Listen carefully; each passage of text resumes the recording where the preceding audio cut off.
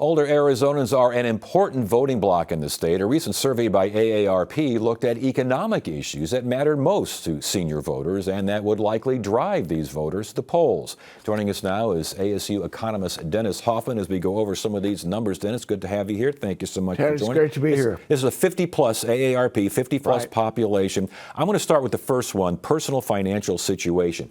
62% are worried, 22% are very worried.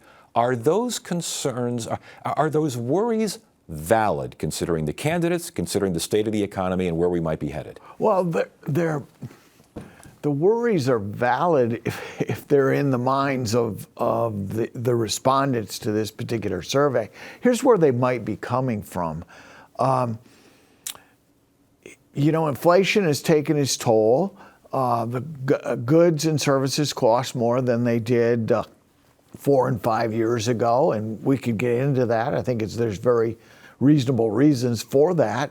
But that's on the minds of people that maybe haven't saved as much for retirement as they hoped, that they're caught taking care of their kids, worrying about their kids who are 20-somethings and their own parents who are 70 and 80-somethings. And then you've got a whole different vector of worries from the older crowd like myself, the 70s and 80s. Well, as far as driving, though, you older folks to the polls yes. here, and you mentioned concerns about inflation. What should be known about inflation that could change the way they go to the polls?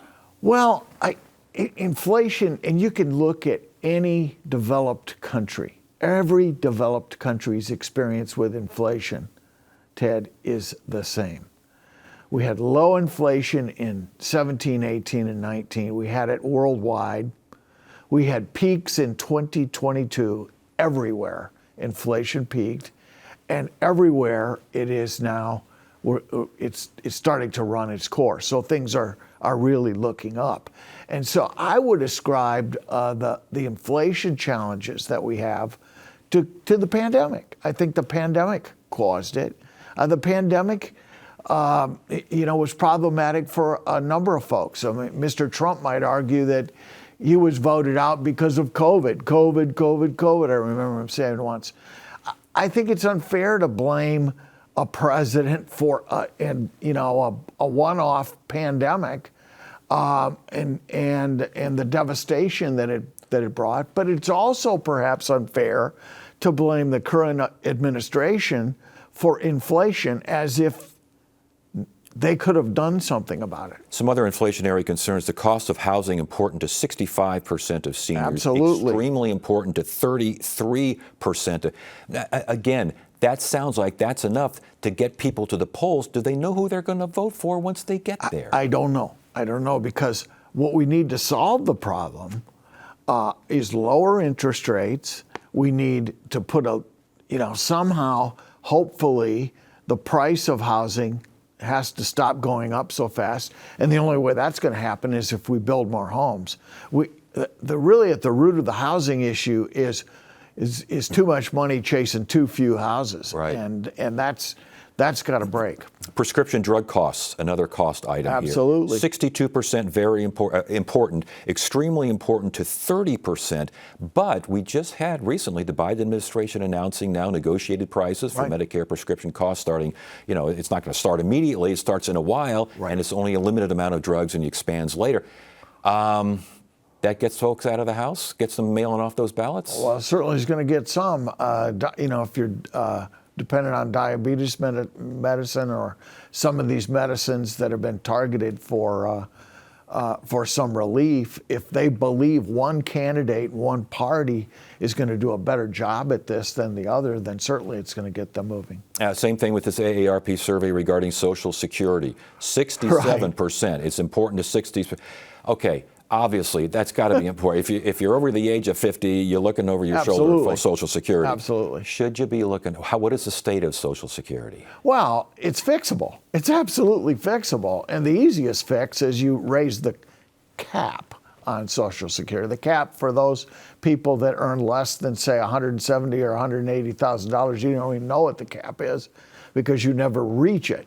But if you earn over $170,000 approximately, you don't pay into Social Security. And so if you raise that cap, more and more high-income people will pay in, and you'll be able to fund Social Security. Interestingly, in part of the debate over this, one of the candidates wants to cut taxes on Social Security. There's a tax on a portion of Social Security. We can get into the history of that. It's a bit complicated. But ironically, the proceeds for that cap, most of the proceeds for the tax on Social Security, goes back to fund the program. Well, indeed, and Medicare, it's the same thing here. When you're saving, we talked about the prescription drug costs and saving money with prescription drugs. You're saving money, you're saving Medicare, and Medicare is a concern important to 74% of voters, extremely important to 39%. That's okay, right. Do the candidates differ when it comes to Social Security and Medicare? Oh, I think that they differ, Ted. And if maybe at the root of it is funding. We have one candidate that says she will raise taxes, not on all of us. She's trying to limit the tax hikes on a handful of well-to-do folks. We have another candidate that effectively signals that he don't want to raise taxes anywhere, except maybe on China through tariffs. Right. But that'll just cost more here. So that's actually a tax on consumers here. But the challenge with that is it seems to me that there's one candidate that's trying to figure out ways to pay for the costs of some of these programs, be they child care credits, be they down payments on housing, affordable housing, prescription drugs, that kind of thing.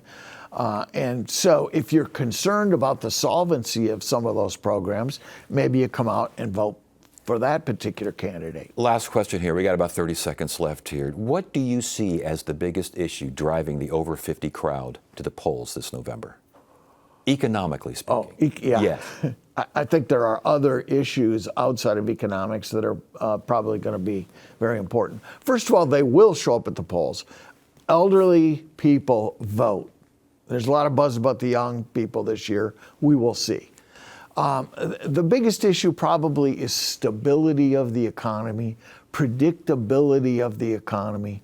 Do I feel safe and secure with my nest egg? Will Social Security be there for me?